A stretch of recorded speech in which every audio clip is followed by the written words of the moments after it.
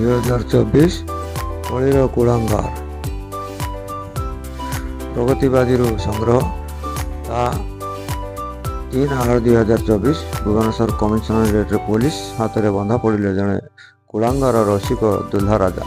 ଯାଜପୁର ଜିଲ୍ଲାର ସତ୍ୟଜିତ ମନଗୋବିନ୍ଦ ସାମଲ ରାଜ୍ୟ ଭିତରେ ଓ ବାହାରେ ମୋଟ 5 ଜଣ ସ୍ତ୍ରୀ ଏବଂ 49 ଜଣ ଅନ୍ୟ ମହିଳାଙ୍କ ସହ ସମ୍ପର୍କ, ବାହା ହେବା ତଥା ଏକାଧିକ ନାରୀ ସହ ସମ୍ପର୍କ ରଖିବା ନିଶା ଆଜି ଜେଲ୍ ପର୍ଯ୍ୟନ୍ତ ଟାଣି ନେଇଯାଇଛି।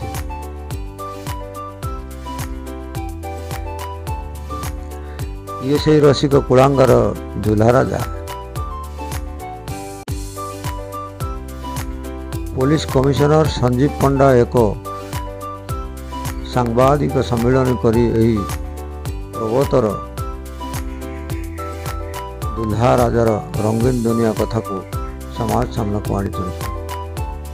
ଜୀବନସାଥୀ.comରେ ନିଜକୁ ଜଣେ ସରକାରୀ ଚାକିରିଆ ଦର୍ଶାଇ ଜଣକ ପରେ ଜଣକୁ ଫସାଇ ଶାରୀରିକ ସମ୍ପର୍କ ସହ ଆର୍ଥିକ ଲୁଣ୍ଠନ କରି ଚାଲିଥିଲେ। ବର୍ତ୍ତମାନ ତାଙ୍କ ଠିକଣା ଜେଲ୍ ଭିତରେ। ସତ୍ୟଜିତ ମାନଗୋବିନ୍ଦ ସାମଲ ବୟସ ମାତ୍ର 34 ବର୍ଷ। ସେ ଭୁବନେଶ୍ୱର ଅଞ୍ଚଳରେ ଚନ୍ଦ୍ରଶେଖରପୁରରେ ରହୁଥିଲେ। ତାଙ୍କର ପ୍ରଥମ ଟାର୍ଗେଟ୍ ରହୁଥିଲା ଛାଡ଼ପତ୍ର ହେଉଥିବା ନାରୀମାନଙ୍କ ଉପରେ। ଭାଇନା ୟୁଟ୍ୟୁବ୍ ଚ୍ୟାନେଲ୍ ତରଫରୁ ଏହା ହିଁ କହିବାକୁ ଚାହୁଁଛି ଯେ ମାଆମାନେ ଏଭଳି ଲୁଣ୍ଠନକାରୀ ପ୍ରବଚରମାନଙ୍କ ଠାରୁ ସର୍ବଦା ଦୂରେଇ ରୁହନ୍ତୁ। ନମସ୍କାର।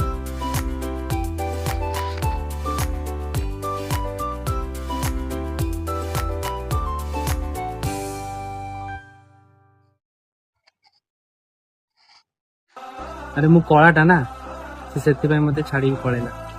अरे तू मन दुख करना, तू कला नुह, ताको गोटे पुअटे मिल जाइथिବ ତ ସେଥିପାଇଁ ତତେ କଳା କରି ଛାଡ଼ିଦେଲା।